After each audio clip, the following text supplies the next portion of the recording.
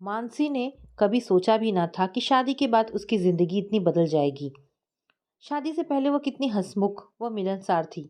उसकी ना जाने कितनी सहेलियां थीं, किसी भी उत्सव पार्टी वगैरह में उसके जाते ही जैसे जान आ जाती थी। उसके गीत चुटकुले कहकहे और खूबसूरती हर एक को उसके आसपास रहने को मजबूर कर देती थी। लेकिन अब तो वह ऐसी पार्टियों में जाने से कतराती है। पर समाज से कटकर भी तो नहीं रहा जा सकता। इसलिए जब कभी मजबूरी में जाती भी तो ऐसी कुछ बातें उसके कानों से टकरा ही जाती जो उसे विचलित कर देती। जैसे अजीत जी कितने अच्छे और हंसमुख है और उनकी बीवी नाक पर मक्खी तक नहीं बैठने देती। हर समय उसके तेवर चढ़े रहते हैं। भाई खूबसूरत भी तो बहुत है, इसी का घमंड होगा। कोई कहती, अरे अजीत जी भी किसी से कम है क्या? जरा भी घमंड नहीं करते। तुरंत कोई उनकी तरफदारी के लिए खड़ा हो जाता। अजीत जी किसी से भी हंसते बोलते नजर आ जाए तो ऐसे देखती है जैसे अभी निगाहों से ही भस्म कर देगी, और सामने वाले की भी ऐसी बेइज्जती कर देती है कि वह उसे देखता ही रह जाता है। एक और आवाज मानसी की बुराई में उभरी।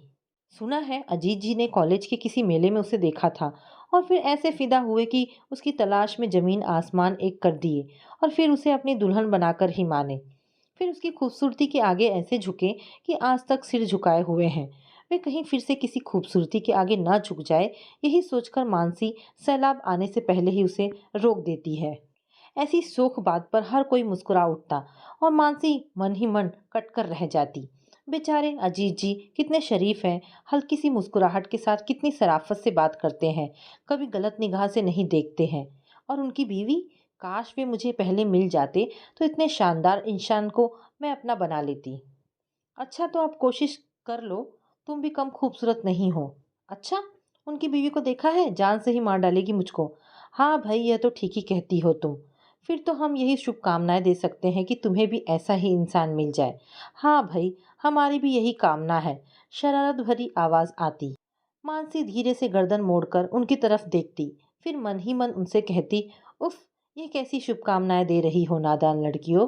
तुम्हारा भला तो इसी में है कि तुम्हें अजीत जैसा इंसान ना मिले। अजीत की तारीफ सुनकर मानसी का मुंह कड़वा हो जाता। दोस्त पड़ोसियों व रिश्तेदारों सभी की यही राय थी कि अजीत अपने नाम के अनुसार है। सबको अपने स्नेहशील, हंसमुख, सरल स्वभाव से आकर्षित करने वाले, और मानसी हद से ज्यादा घमंडी, शक्की और बुरा व्यवहार करने वाली महिला है। इस तरह की बातें मानसी के लिए नई नहीं थी। उसे अक्सर इसी तरह की बातें किसी न किसी रूप में सुनने को मिल ही जाती थी। सबका यही सोचना था कि अजीत एक शरीफ, जिंदा दिल इंसान है और अपने प्यार के हाथों मजबूर होकर पत्नी से रिश्ता निभा रहे हैं, वरना मानसी जैसी पत्नी को तो तलाक दे देना चाहिए था। हर एक की हमदर्दी अजीत के साथ थी। अजीत का बाहरी रूप सारी दुनिया के सामने बहुत प्रभावशाली था, पर पत्नी होने के नाते मानसी अच्छी तरह जानती थी कि वे किस तरह के इंसान हैं। अगर बुराई, धोखा, मन के छल और हवस का इंसानी रूप दिया जाता तो उसकी सूरत अजीत से अलग ना होती। हाँ, यही सोच थी मानसी की अपने पति के बारे में। वह अजीत से नफरत करती थी, फिर भी अपनी बेटी के कारण ही उसके साथ रहती थी, क्योंकि वह जानती थी कि माँ बाप का अलगाव बच्चों के लिए बहुत दुखदाई होता है। इससे उनका सही विकास नहीं हो पाता। वह अपनी बेटी को सशक्त और सफल इंसान के रूप में देखना चाहती थी। मानसी के मन में बातों में कड़वाहट का कारण अजीत ही थे। पहले मानसी उन्हें बहुत अच्छा इंसान मानती थी। उसे याद है, जब अजीत की तरफ से उसके लिए रिश्ता आया था तो वह हैरान रह गई थी। उनके दोस्त की बीवी ने जब उसके प्रति अजीत की दीवानगी का बखान किया था, तब मानसी ने हैरानी से आईने से पूछा था कि क्या मैं सच में इतनी सुंदर हूँ? अजीत अकेले रहते हैं, अपना घर, शानदार नौकरी, कंपनी से मिली गाड़ी। उनके बारे में मानसी के पापा ने अच्छी तरह जानकारी लेने के बाद संतुष्ट होकर रिश्ते के लिए हाँ कर दी थी। और जब बारात मानसी के दरवाजे पर आई तो देखने वाले वाह कर उठे। कामदार शेरवानी में अजीत चांद की तरह चमक रहे थे। महिलाओं और लड़कियों में अजीत की स्मार्टनेस के ही चर्चे थे। खूबसूरती में तो मानसी भी कम नहीं थी। इस लुभावनी जोड़ी पर से लोगों की आंखें नहीं हट रही थी। शादी के बाद मानसी ने जाना कि वाकई अजीत कमाल के इंसान हैं। वे देखने में तो खूबसूरत थे ही, उनकी बातें भी बहुत खूबसूरत होती थी। यूं भी अजीत से पहले मानसी के मन में किसी और का ख्याल नहीं आया था। इसलिए जल्दी ही अजीत के प्यार में रच बस कर वह खुद को दुनिया की सबसे सुखी पत्नी समझने लगी थी। घर में ज्यादा काम तो था नहीं, सफाई, बर्तन, कपड़ों का काम नौकरानी ही कर कर जाती थी। अजीत ने तो कहा था कि खाना बनाने वाली भी रख लो, तुम्हें कोई काम करने की जरूरत नहीं। पर मानसी ने रसोई का काम खुद ही संभाल लिया था। अजीत का ध्यान रखना उसे अच्छा लगता था। इससे उसका समय भी आसानी से गुजर जाता, वरना घर में और था ही कौन। अजीत के माता पिता में जल्दी ही अलगाव हो गया था। उसकी माँ उसे बचपन में ही पिता के हवाले कर कर किसी पूर्व प्रेमी के साथ चली गई थी। फिर अजीत की देखभाल नौकरों के हवाले कर दी गई। पत्नी की बेवफाई के दुख ने उसके पिता को नशे का आदी बना दिया, जिसके चलते वे बहुत बहुत ही कम समय में दुनिया से चल बसे थे। पर मानसी जानती थी कि अजीत की परवरिश सही तरीके से न होने का प्रभाव उसकी जिंदगी में उथल पुथल मचा देगा। एक बार अजीत के रिश्ते की बहन मिलने आई तो मानसी को बहुत अच्छा लगा था। उसने जोर डालकर उन्हें रात के खाने तक रोक लिया था। दीदी की 12 साल की बेटी बहुत चुलबुली थी, सारे घर में चहकती फिर रही थी। घर में रौनक सी हो गई थी। अजीत भी दीदी से बातों में व्यस्त थे। फिर दीदी मानसी के पास रसोई में आ गई और बेटी अदिति के कहने पर उसे छत पर ले गए।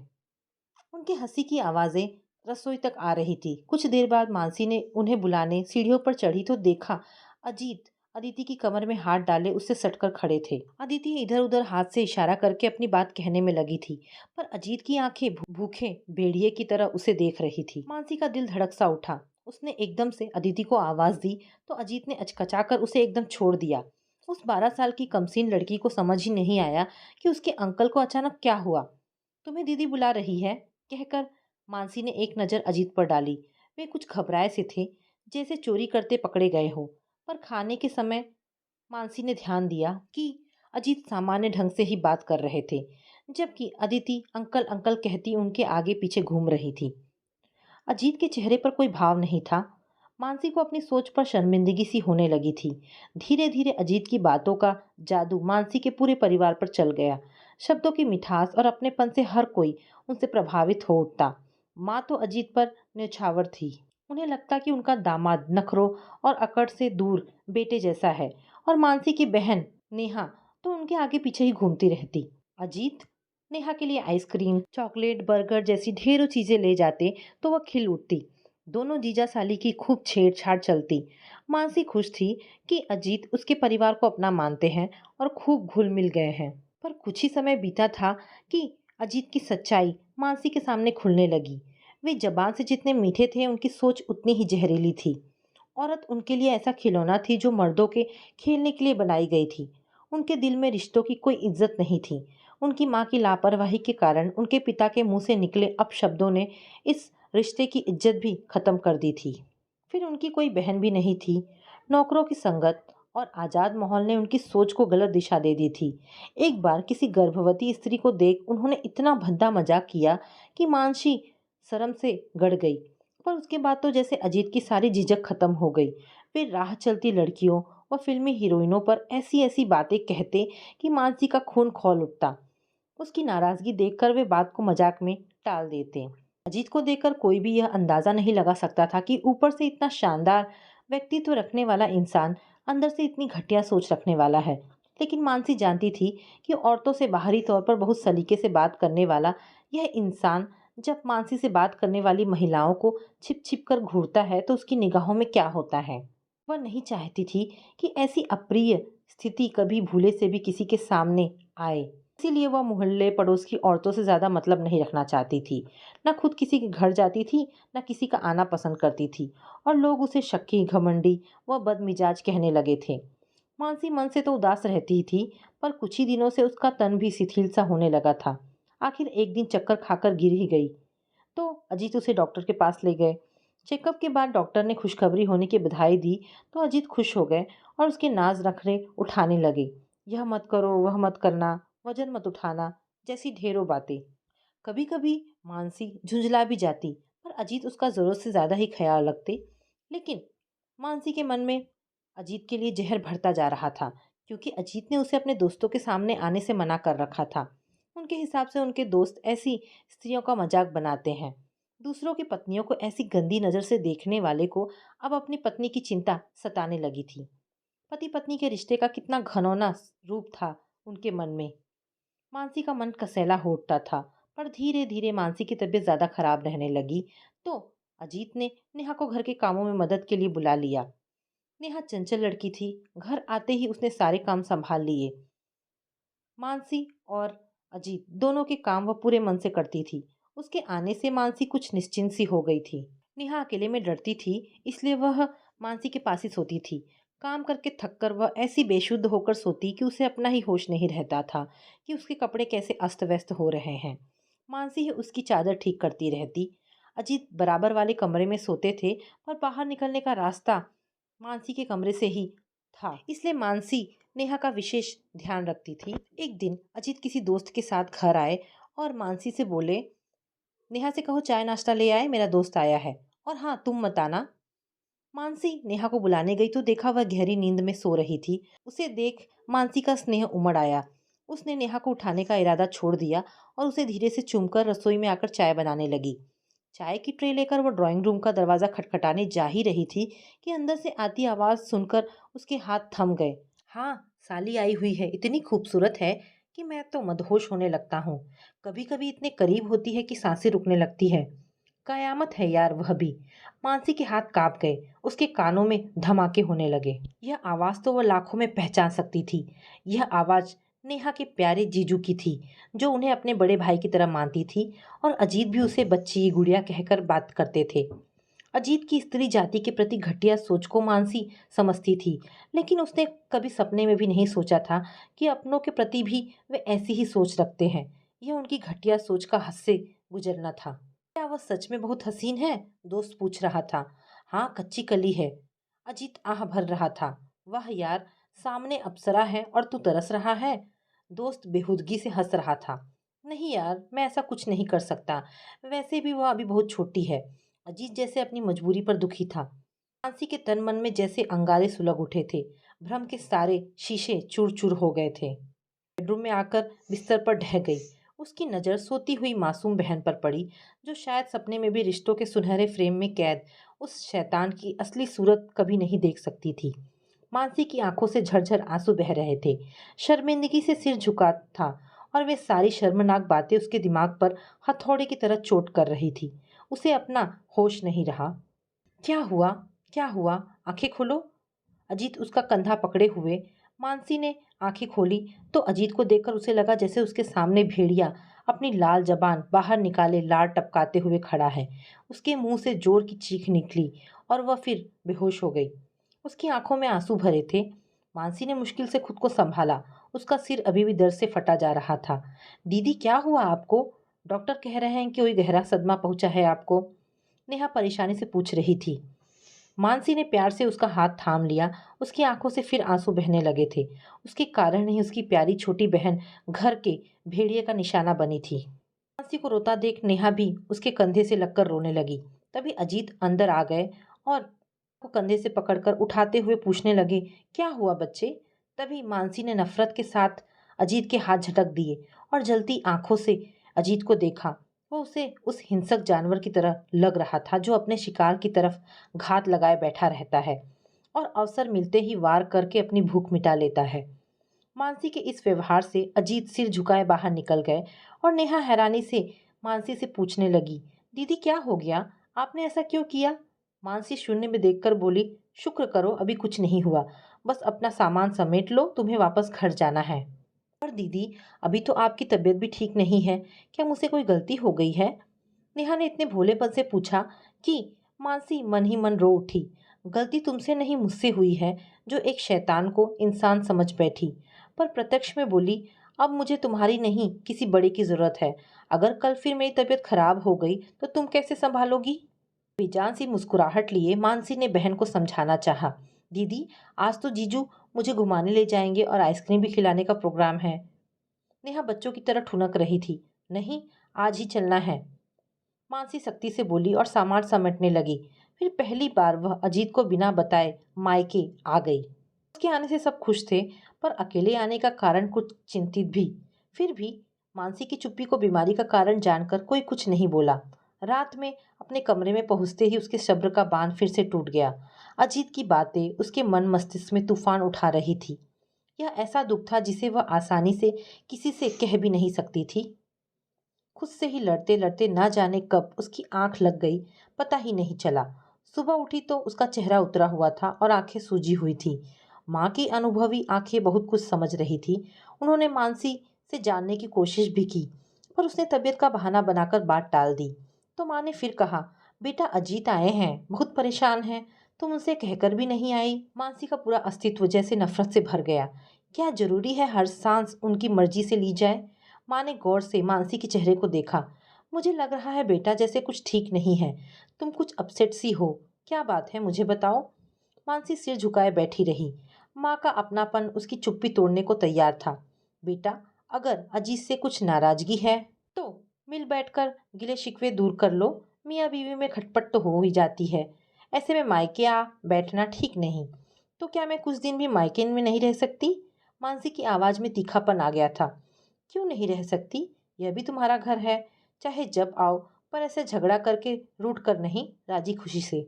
माँ प्यार से समझा रही थी।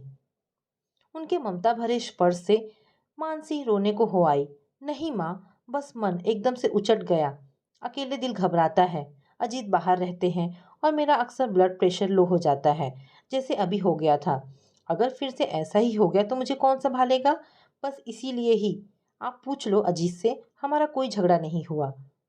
मानसी माँ के सीने से लगकर रो दी थी।